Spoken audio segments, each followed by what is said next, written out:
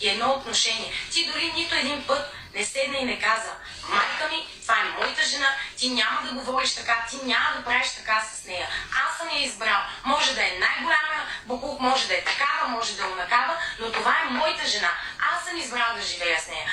Ти нямаш право да говориш така за момиче, което идва от друго място и влага лични средства, за да направи ремонт и да живеем ние добре и да водим нормален семейен живот. Ти по никакъв начин един път не ме защити.